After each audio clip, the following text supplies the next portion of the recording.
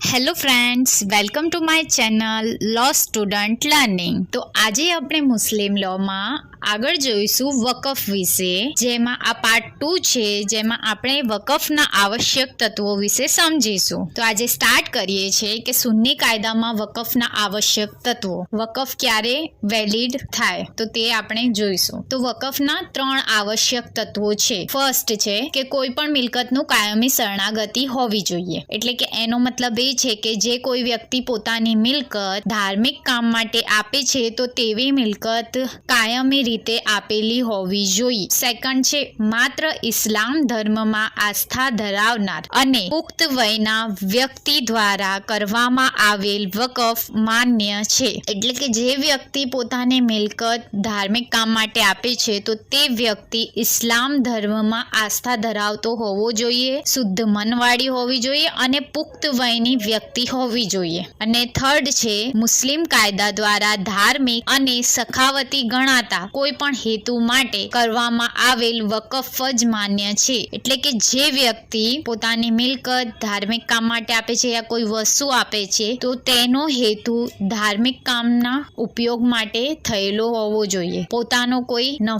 પોતાનો કોઈ હેતુ રહેલો હોવો ન જોઈએ. ધાર્મિક કામ માટે હેતુ હોવો જોઈએ તો જ તે વકફ માન્ય ગણાય છે. હવે આ 3 આવશ્યક તત્વને આપણે ડિટેલિંગમાં જોઈશું. જેમાં પ્રથમ આવશ્યક તત્વ એ છે કે મિલકતનું કાયમી સમર્પણ હોવું જોઈએ. મુસ્લિમ કાયદા દ્વારા ધાર્મિક અને સખાવતી ગણાતા હેતુ માટે મિલકતનું અપહરણ એ વકફનો આવશ્યક ભાગ છે. એટલે કે જે વ્યક્તિ પોતાની મિલકત ધાર્મિક કામ માટે આપે, ધાર્મિક કામ માટે એટલે એ જે મિલકત છે તે મિલકતનું મદ્રસા બનાવવામાં આવે યા તો પછી ત્યાં નમાઝ પઢવામાં આવે, ધાર્મિક કામ માટે ત્યાં ધાર્મિક કામ માટે આપવામાં આવે, ત્યાં મદ્રસા બનાવવામાં આવે, લોકો નમાઝ પઢી શકે, ઈદગાહ બનાવવામાં આવે. તો આવી મિલકત જે આપવામાં આવેલું છે તેનું સમર્પણ કાયમી રીતે થયેલું હોવું જોઈએ. એકવાર તે વકફમાં આવી જાય પછી તે પાછું લઈ શકાતું નથી. અને સમર્પણની કાર્યની સાથે તેની જાહેરાત પણ થવી જોઈએ. અને સમર્પણની ઘોષણા માટે ચોક્કસ શબ્દો હોવા જરૂરી નથી. તે મૌખિક અને લેખિત બંને હોઈ શકે છે.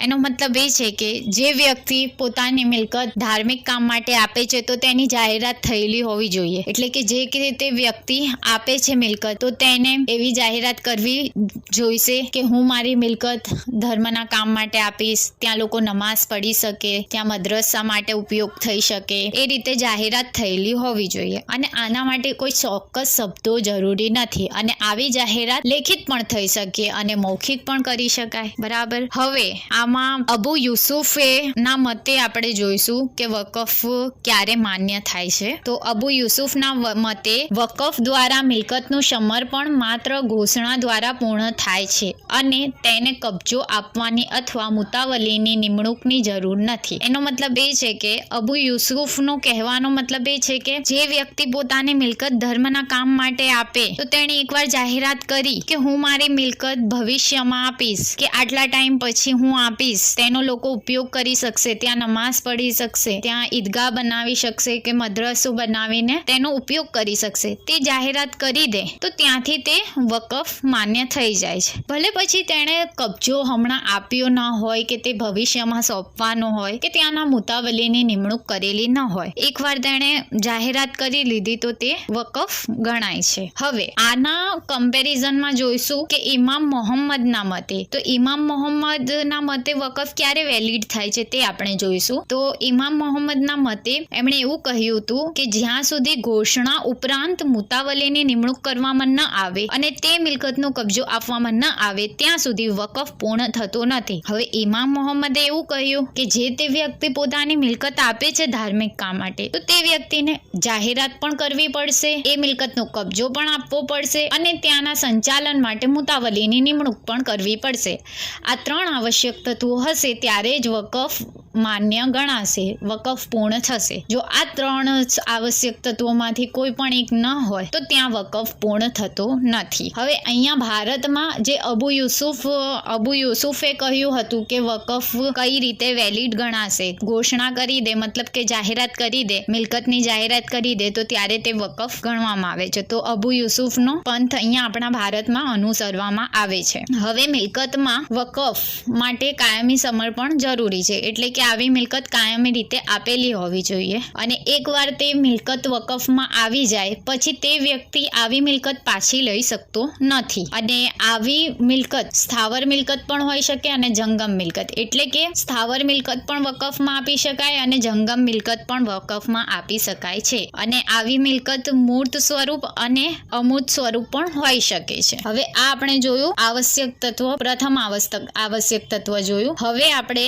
જે વકફનું બીજું આવશ્યક તત્વ છે એ જોઈશું, જેમાં દર્શાવ્યું છે કે ઇસ્લામ ધર્મમાં વિશ્વાસ ધરાવતી વ્યક્તિ દ્વારામાં કરવામાં આવે. હવે આવું વકફ ક્યારે માન્ય ગણાશે? બીજું તત્વમાં એવું કહ્યું કે જે તે વ્યક્તિ પોતાની મિલકત આપે છે ધર્મના કામમાં માટે, તો તે વ્યક્તિ ઇસ્લામ ધર્મમાં સાચી આસ્થા ધરાવતો હોવો જોઈએ, એટલે કે શુદ્ધ મનવાળો હોવો જોઈએ, તો જ તે તેની મિલકત વકફમાં આપી શકાય, બાકી તો તે આપી શકતો નથી. તો આમાં જે વ્યક્તિ કહેવામાં આવી છે, તો આવી વ્યક્તિ કેવી? આપણે જે ભારતીય બહુમતી અધિનિયમ 1875 હેઠળ બહુમતી કોને કહેવાય? જે 18 વર્ષની ઉંમરની હોય એ, અને જે તે વ્યક્તિની વાલીની કોર્ટ દ્વારા નિમણૂક કરવામાં આવે. હવે આ જે વાલીની કોર્ટ દ્વારા નિમણૂક કરવામાં આવે તેની ઉંમર કેટલી? 21 વર્ષ હોવી આવશ્યક છે. અને તો તે વ્યક્તિ તો તે બહુમતી દ્વારા વ્યક્તિ કહેવાય. હવે આવી વ્યક્તિ કેવી હોવી જોઈએ? શુદ્ધ મનવાળી હોવી જોઈએ, સ્વસ્થ મનવાળી, ઇસ્લામમાં સાચી આસ્થા ધરાવતી હોવી જોઈએ, અને તે સાચી સ્વસ્થ મનવાળી હોય અને ઇસ્લામમાં આસ્થા ધરાવતી હોય તો જ તે પોતાની મિલકત અથવા તો મિલકતનો અમુક ભાગ વકફમાં આપી શકે છે. હવે જો વ્યક્તિ પુખ્ત વયની હોવી જરૂરી છે. જો સગીર હોય તો સગીર દ્વારા જે વકફ કરવામાં આવે ને, તો આવું વકફ રદ બાતલ થાય છે, તે વેલિડ ગણવામાં આવતું નથી. અને જો આવી વ્યક્તિ મતલબ સગીર જ્યારે બહુમતી પ્રાપ્ત કરે છે ને, ત્યારે તે વકફને બહાલી આપી શકતું નથી. અને સગીર દ્વારા જો વાલીની પણ નિમણૂક કરવામાં આવી હોય તો તે વાલી પણ સગીર વતી વકફ બનાવી શકતો નથી. એટલે કે જે કોઈ સગીર હોય તો તે પોતાની મિલકત ને વકફમાં આપી શકતો નથી. અને જો સગીર દ્વારા કોઈ વાલીની નિમણૂક કરવામાં આવી હોય તો તે વાલી પણ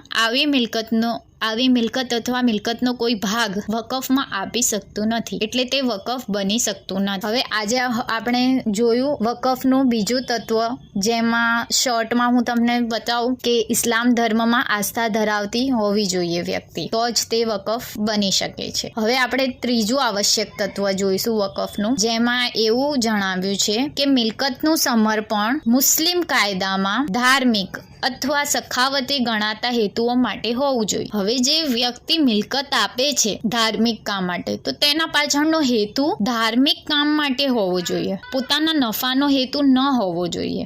તેનાથી લોકોને ફાયદો થાય, તેનાથી લોકોને મદદ થાય, તે રીતનો હેતુ હોવો જોઈએ. તો એના નીચે મુજબના તત્વો છે તે હું તમને જણાવીશ. એક તો છે કે મસ્જિદોમાં નમાઝ માટે ઇમામની વ્યવસ્થા, એટલે કે જે મસ્જિદોમાં નમાઝ માટેની વ્યવસ્થા કરવામાં આવે છે તો ત્યાં એક ઇમામની વ્યવસ્થા કરવી જરૂરી છે. હવે ઇમામ બારસનું સમારકામ, પછી મસ્જિદોમાં ચિરાગ કરવું, એટલે જે વન ટાઈપ ઓફ જે દીવા પ્રગટાવે છે તો એને કહેવાય કે મસ્જિદમાં ચિરાગ કરવું.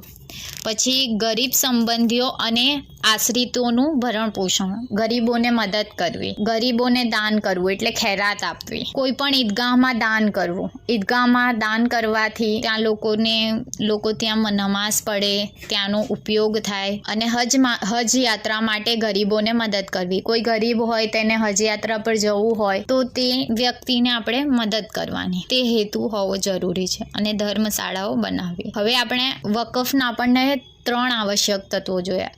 એમાં ફર્સ્ટમાં જોયું કે જે તે વ્યક્તિ પોતાની મિલકત આપે છે તો એ કાયમી રીતે આપેલી હોવી જોઈએ. બીજું તત્વમાં એવું જોયું કે ઇસ્લામ ધર્મમાં સાચી આસ્થા ધરાવતી હોવી જોઈએ. અને ત્રીજું એવું જોયું કે જે તે વ્યક્તિ એ મિલકત આપે છે ધાર્મિક કામ માટે, તો તે પાછળનો હેતુ ધાર્મિક કામ માટે હોવો જોઈએ, પોતાનો નફાનો હેતુ ન હોવો જોઈએ. તો આ 3 આવશ્યક તત્વો આપણે આજે જોયા. હવે આના અંદર તમને કોઈને ન સમજ પડી હોય યા કોઈ ક્વેરી હોય તો તમે કમેન્ટ કરીને મને પૂછી શકો છો. તો મારી વિડીયોને